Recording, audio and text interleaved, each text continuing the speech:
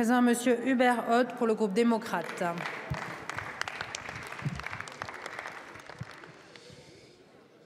Merci Madame la Présidente. Ma question s'adresse à Monsieur le ministre chargé de l'Industrie et de l'Énergie.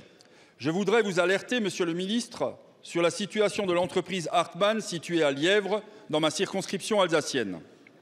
Cette entreprise, la dernière en France à fabriquer des compresses stériles pour les officines, a fait le choix de stériliser ces compresses à la vapeur, un procédé exigeant qui garantit l'absence d'agents cancérogènes, mutagènes ou reprotoxiques, les fameux CMR.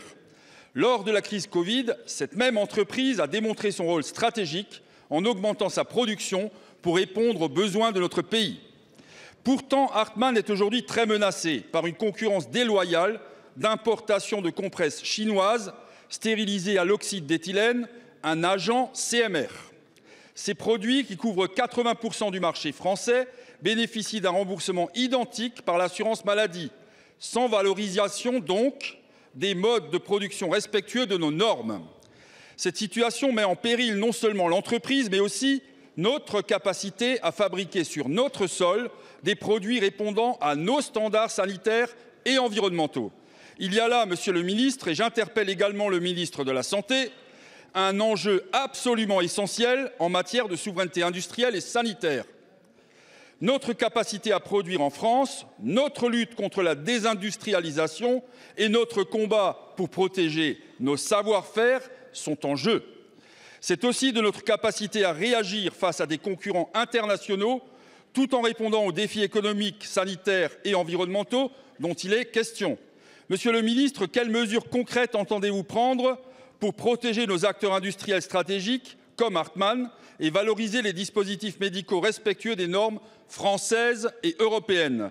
Plus globalement, quelles sont les grandes orientations que le gouvernement entend privilégier pour bâtir la reconquête de notre souveraineté industrielle en réinvestissant dans des secteurs stratégiques, en garantissant des emplois qualifiés en France et en donnant à notre pays les moyens de redevenir un acteur industriel de premier plan? Merci beaucoup. La parole est à Monsieur Éric Lombard, ministre de l'Économie et des Finances. Madame la Présidente, Mesdames et Messieurs les députés, Monsieur le député Ott, la souveraineté sanitaire est une des priorités de notre gouvernement. Elle fait l'objet d'un soutien massif, notamment dans le cadre de France 2030. Et c'est l'objet des annonces sur les relocalisations des médicaments essentiels qui ont été opérées au mois de janvier. Vous m'alertez à juste titre sur la situation de l'entreprise Hartmann qui fabrique en Alsace des dispositifs médicaux avec effectivement une technologie respectueuse de l'environnement, plus respectueuse en tout cas que celle de nos concurrents asiatiques. Il s'agit à la fois d'un enjeu industriel et environnemental qui pose la question du juste prix de nos produits de santé.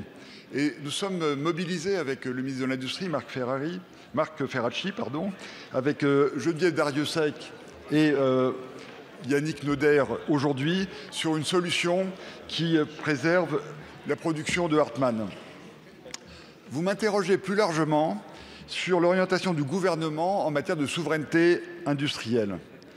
Nous avons porté auprès de la Commission européenne, et j'étais à Bruxelles la semaine dernière, pour dire que, après l'adoption du budget, qui nous occupe aussi, la souveraineté industrielle était une de nos priorités.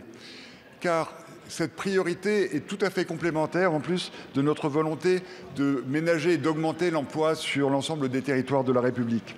Donc, vous le voyez, nous sommes pleinement mobilisés pour défendre avec le gouvernement une vision ambitieuse de la souveraineté industrielle. Je vous remercie. Merci beaucoup, Monsieur le Ministre. La parole est à présent à Madame Estelle Youssouffa pour le groupe Liberté.